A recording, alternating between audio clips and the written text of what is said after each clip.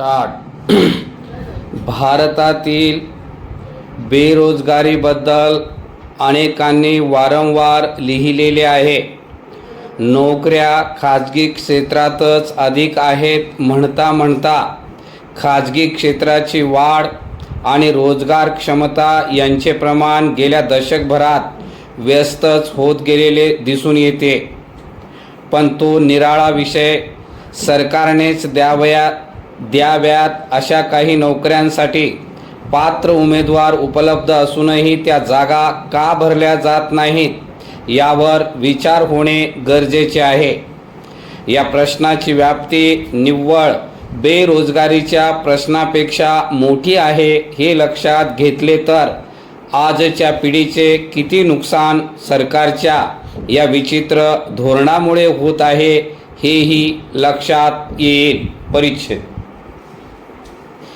या रिक्त पदांची संख्या लाखांच्या घरात आहे हे अजिबात लपून राहिलेले नाही.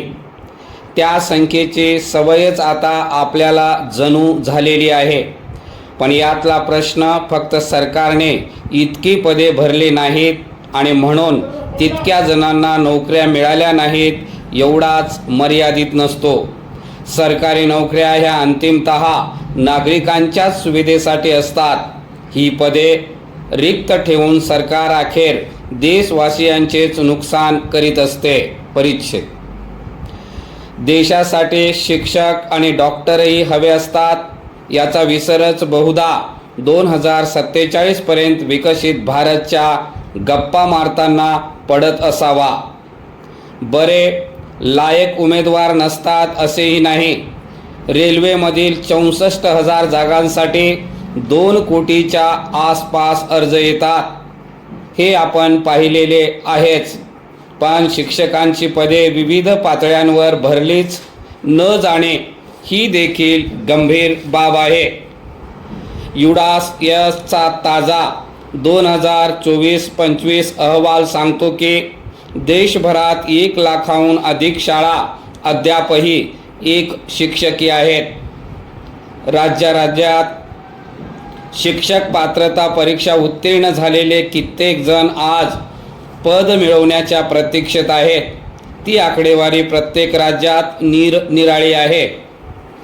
फक्त केंद्र सरकारतर्फे चालवल्या जाणाऱ्या केंद्रीय विद्यालय आणि नवोदय विद्यालय या प्रकारच्या शाळांमध्ये 12,000 शिक्षकांची पदे भरलीच गेलेली नाहीत.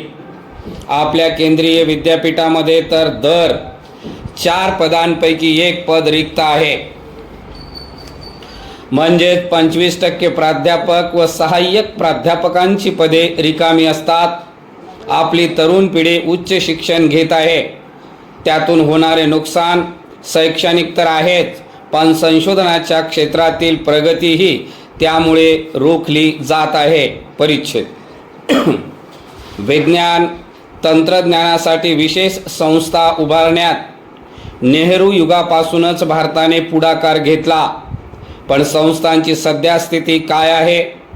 श्रीहरिकोटा येथील सतीश धवन अंतराळ केंद्रात शास्त्रज्ञ, अभियंते आणि प्रशासकीय कर्मचाऱ्यांमधील 1/4 पेक्षा जास्त पदे रिक्त आहेत. तर वैज्ञानिक आणि औद्योगिक संशोधन परिषदेत शास्त्रज्ञांसाठी दर 5 पैकी जवळपास 2 पदे रिक्त आहेत. या संस्थांबद्दलची अनास्था लक्षात घेतली तर अमेरिका आणि चीनसारख्या देशांपेक्षा नवोपक्रम, वैज्ञानिक प्रकाशने आणि पेटंट मिळवणे यामध्ये भारत मागे का आहे याचे थेट कारण दिसून येते. परिच्छेद. ग्रामीण आरोग्य सेवा ही देखील अशीच भयावह अवस्थेत आहे. सामुदायिक आरोग्य केंद्रामधील 10 पैकी 7 तज्ज्ञ पदे रिक्त आहेत. तर डॉक्टरांच्या पदांपैकी 1/5 पदे रिक्त आहेत. अखिल भारतीय आयुर्विज्ञान संस्थेसारख्या उच्चभ्रू संस्थेमध्येही प्राध्यापकांच्या कमतरता आहे. देशातील 20 कार्यरत एम्समध्ये दर 5 पैकी 2 पदे रिक्त आहेत.